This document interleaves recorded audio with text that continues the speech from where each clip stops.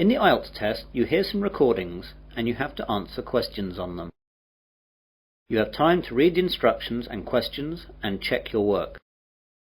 All recordings are played only once. Now turn to Section 1. Section 1. You will hear a conversation between a man and a receptionist on the subject of joining a surgery. First, you have some time to look at questions 1 to 5.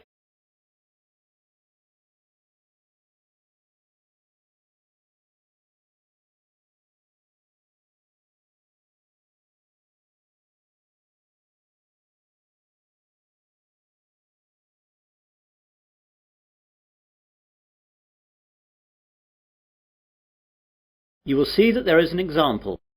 This time only, the conversation relating to this will be played first.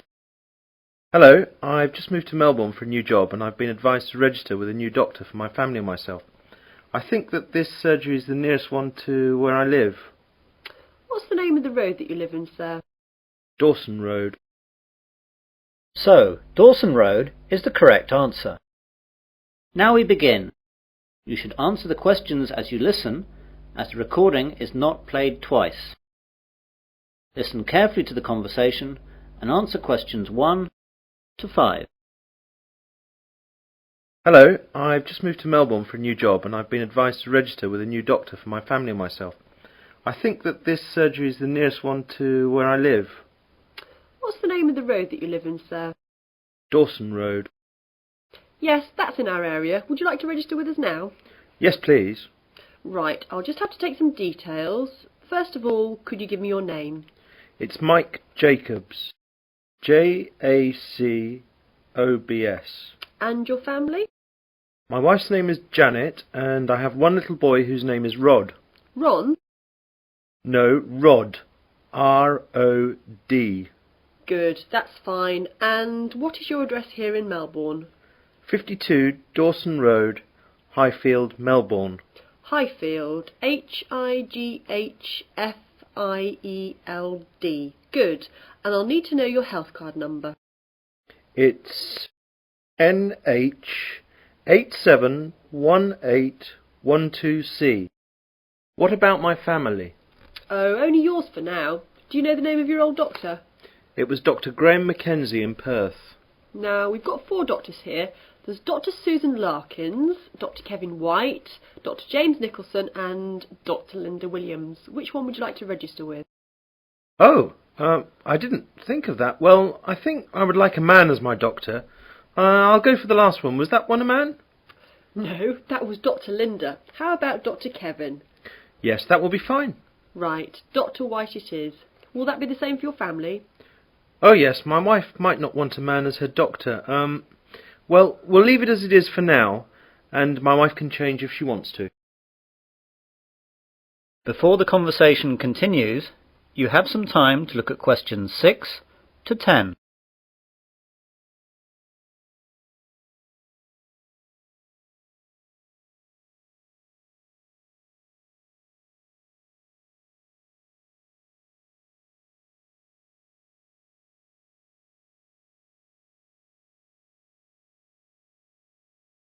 Now listen carefully and answer questions 6 to 10. I'd like to make an appointment now for my wife.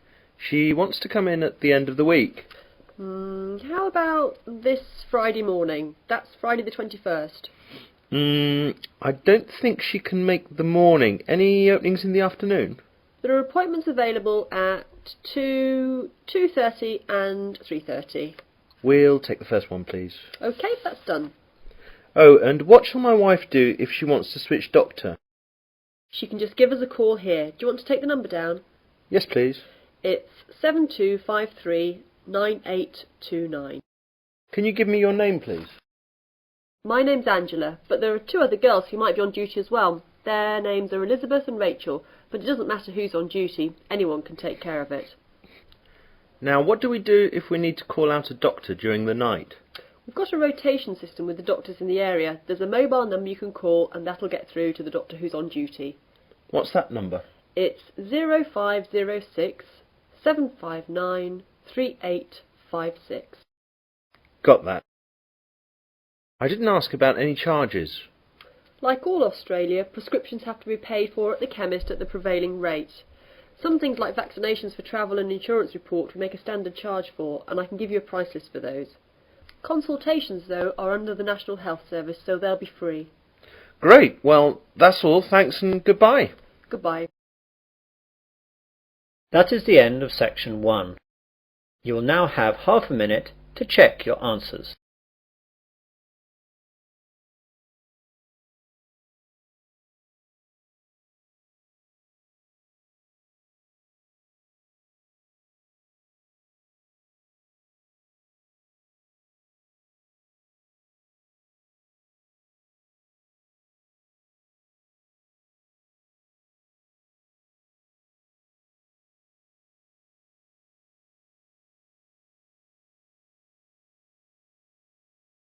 Now turn to section 2. Section 2. You will hear a man giving a guide talk to new students at a university library. First you have some time to look at questions 11 to 16.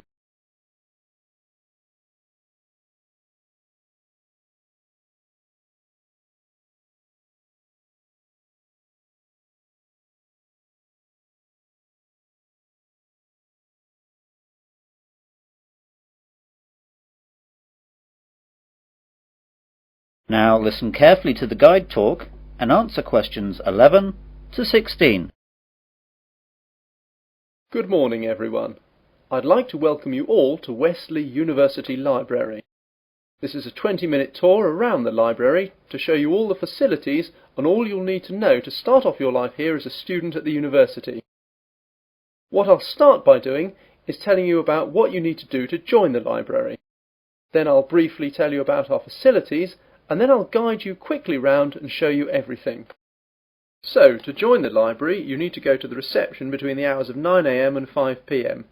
After that, the reception closes, though all the other facilities will stay open until 10 PM. At the reception, they'll give you an application form. After you fill that in, you'll have to give us the fee of £5, which you have to give us every year that you're a member of the library. We will also need to see your university card to confirm that you're a student of the university. And finally, we'll need 2 passport photos, one for our records and the other for your library card. You will need to do all this as soon as possible so you'll be able to use the facilities at once. I'm sure your workload will begin to build up soon. Now, let me tell you a bit about the facilities. The library opens daily from 8 AM to 10 PM, though, as I told you earlier, the reception operates only between the hours of 9 AM and 5 PM. Although this is extended to 6:30 PM on Fridays to give students more time to organise their book requirements for the weekend. The reception is closed on Sundays. Undergraduate students are permitted to take out 4 books at any one time, and each book may be borrowed for a period of 2 weeks. Postgraduates may borrow 6 books at a time. Borrowing time can be extended by a period of 1 week per book if the student comes into the library in person with the book in question so it can be re-stamped. We do not renew book borrowing over the phone. If you are late in returning any book, then you will be charged a fine of £2 for every week that you are late. You won't be able to take out any other books until this fine is paid. This is not a method of earning money for the library, but merely what we have to do to ensure that all students have access to all the books that they will need. You now have some time to look at questions 17 to 20.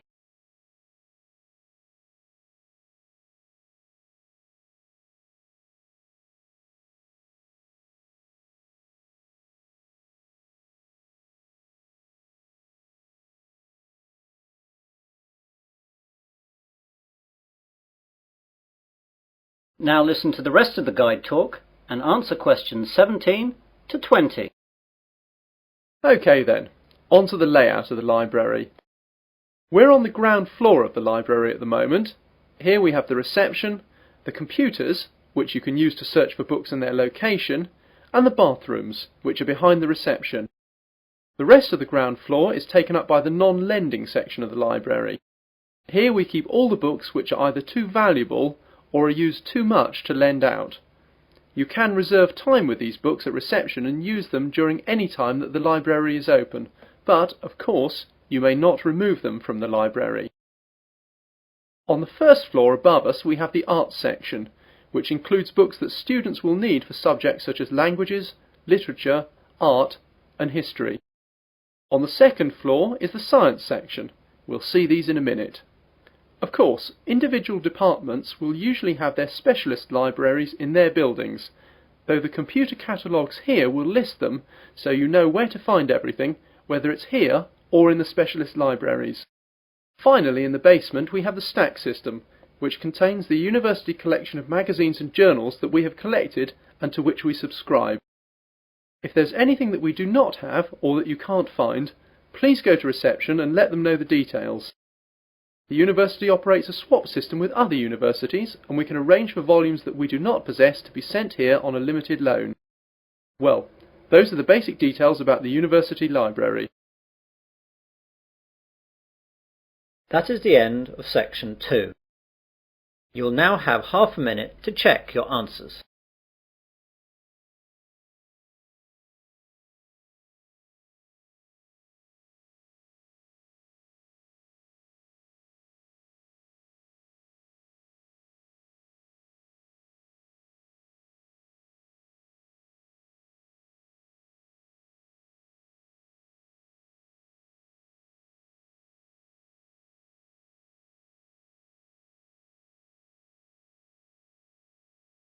Now turn to section 3. Section 3. You will hear a tutor and 3 students discussing their work. First, you have some time to look at questions 21 to 27.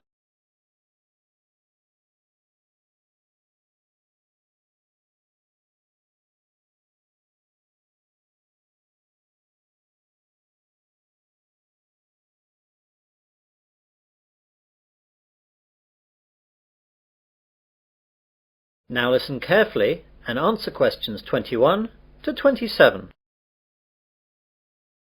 Good morning everyone. Well, in today's tutorial we're going to discuss the essays that you have to submit by the end of next week. Some of you will have already started them, which is good, and if you haven't, well that's okay, but you'll have to get a move on. So, let's begin with you, Simon. What's happening with you? Well, I've made a start on it. I researched the background quite extensively last weekend, and I should get to the writing stage tomorrow with a bit of luck, and I'll get finished at the weekend. What are you writing about? I decided to look at the car manufacturing company Jaguar, examine the problems they had with reliability in the 1970s and 80s, how they dealt with it, and how it affected their marketing and sales strategy. That sounds pretty interesting. Any problems with that? At the start I had problems getting information from that far back, but after rooting around in the library I found some magazines which gave me information and also gave me references to find other stuff.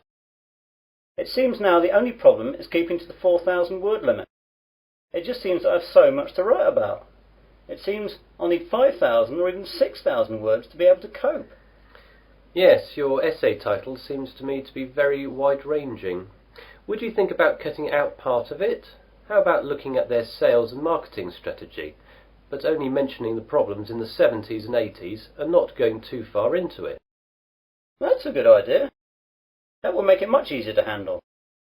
By the way, how do you want us to hand in our work? Do you want us to drop in a hard copy to your office? You could do that, but I'd prefer it if you just emailed it to me as an attachment. You've all got my address. If not, give it to the secretary, clearly marked that it's for me. Right, Jennifer, how about you?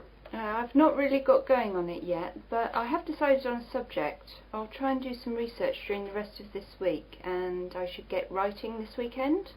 Okay, what are you writing about then? I want to look into how supermarkets use market surveys to develop their products. Will you have enough time to find out what sort of things that the supermarkets do? You won't have much time for that. I should be okay. I've had a look in the stack system in the library and I found a magazine that surveyed all the UK major supermarkets and a trade publication that analysed the same things in Canadian supermarkets. Be careful about using their conclusions too much. The university takes a tough stance on plagiarism. Make sure you properly list where you get your information from in a bibliography and try and do your own analysis. Get going too, as that analysis will take a bit of time. Okay, thanks. You now have some time to look at questions 28 to 30.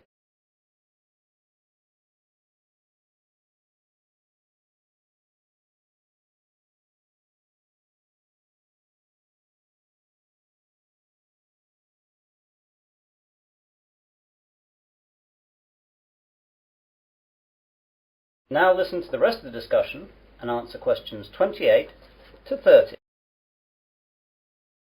And Melanie, how is your work going? I'm a bit behind, I'm afraid. I was sick all last week and the weekend with flu. I've got a subject I think, but I've not done any work on it yet. Is there any chance I can get an extension to the submittal date? The policy of the department is not to give any extensions unless there are extenuating circumstances. Do you have a doctor's certificate or anything? I went to the doctor's, but I didn't get a note as I didn't realise I would need it. The doctor will have a record of me, though, as I got a prescription. I'll go back and get one. Yes, do. If you get one, then there shouldn't be a problem getting an extension. Without it, though, you'll be in trouble. What subject are you considering, anyway? I thought I'd do an overview of the UK mortgage interest rates and their effect on housing sales trends over the last 10 years. I thought it might be of interest because of the huge increases of house prices over the last decade. Certainly an interesting subject, and it should be no great problem getting information, as this has been fairly well documented. There's a lot of work again, though, and you'll really need to get cracking on it, even with the extension, if you get one. Well, I've not got much on for the rest of the week, and I've set aside the weekend to really get to grips with it. Good. Now, is there anything else? That is the end of section 3. You will now have half a minute to check your answers.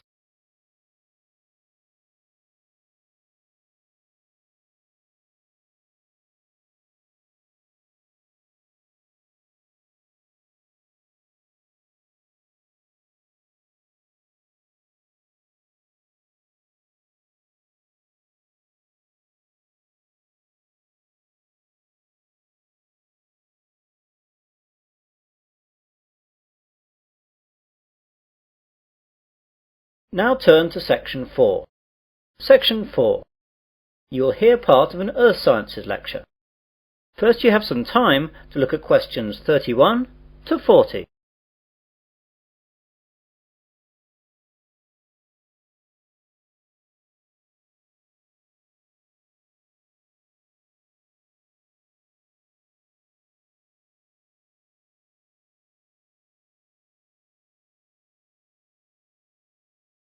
Now listen carefully and answer questions 31 to 40. Good afternoon and welcome to this Earth Sciences lecture. Today we're going to look at tidal waves, or more correctly, tsunami.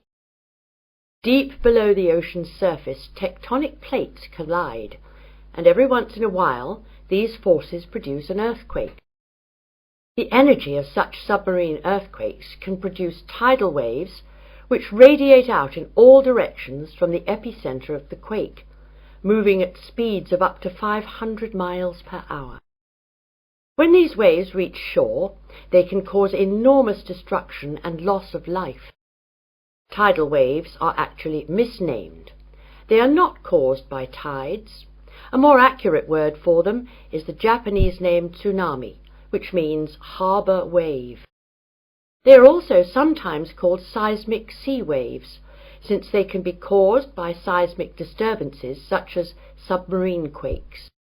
However, that name is not really accurate either, since tsunami can also be caused by landslides, volcanic eruptions, nuclear explosions, and even impacts of objects from outer space, such as meteorites, asteroids, and comets. Earthquakes, though, are the largest cause of tsunami. Tectonic plates cover the world's surface, and their movement can be detected anywhere in the world. Some areas of the world are more prone to greater movement, and it is in these places that the largest waves can occur. Large vertical movements of the Earth's crust occur at plate boundaries, which are known as faults. The Pacific Ocean's denser oceanic plates are often known to slip under continental plates in a process known as subduction. and subduction earthquakes are the most effective in generating tsunamis. A tsunami can be generated by any disturbance that displaces a large water mass from its equilibrium position. In the case of earthquake-generated tsunamis, the water column is disturbed by the uplift or subsidence of the sea floor. Submarine landslides, which often accompany large earthquakes, as well as collapses of volcanic edifices, can also disturb the overlying water column as sediment and rocks slump down and are redistributed across the sea floor. Violent submarine volcanic eruptions can create an impulsive force that uplifts the water column and generates a tsunami. Conversely, supermarine landslides and cosmic body impacts disturb the water from above as momentum from falling debris is transferred to the water into which the debris falls. Generally speaking, tsunamis generated from these mechanisms, unlike the devastating Pacific-wide tsunamis caused by earthquakes, dissipate quickly and rarely affect coastlines distant from the source area. Tsunamis are very hard to detect since they cannot be seen when they are in the deep ocean. The distance between two wave crests can be 500 kilometers, and because of this, the wave height is only a few feet. Because the rate at which a wave loses its energy is inversely related to its wavelength. Tsunamis not only propagate at high speeds, they can also travel great transoceanic distances with limited energy losses. As the tsunami reaches shallow water, however, its speed decreases, but the energy it contains remains about the same. Instead of travelling fast, the wave rises high. The National Oceanic and Atmospheric Administration has set up a seismic detection system to monitor earthquakes and predict the possible arrival of tidal waves for Pacific countries. Buoys at sea can also detect water pressure changes that can indicate tsunamis moving through the ocean. But when tsunamis originate near the shore, there is often little chance to warn people. Let's look at some examples of tsunami and their causes and effects. Some can be relatively harmless. In 1992, an offshore landslide caused a tidal wave of only about 3 feet high that struck at low tide, so Humboldt County, where it hit, got off easy with no casualties. On January 13th in 1992, a Pacific Ocean earthquake off the coast of San Salvador, registering 7.6 on the Richter scale, did not cause any ocean disturbance at all.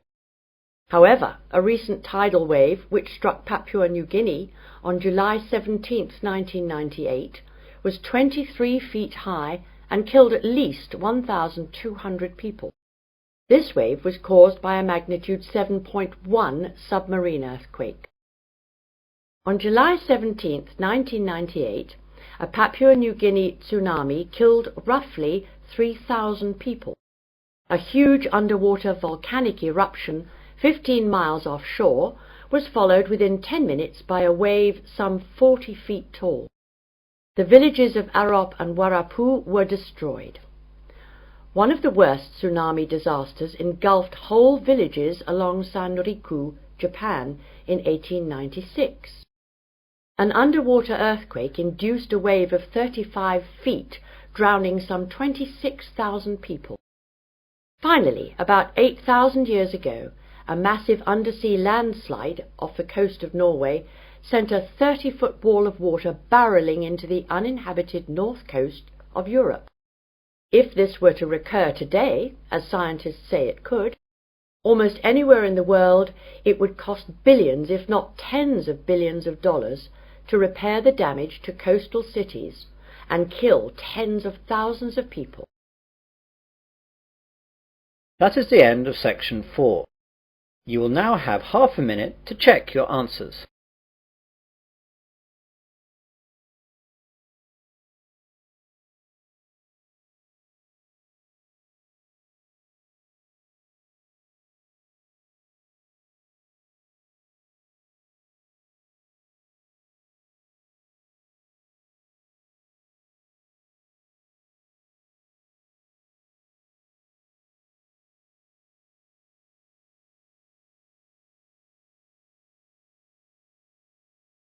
That is the end of listening test 4. In the IELTS test, you would now have 10 minutes to transfer your answers to the listening answer sheet.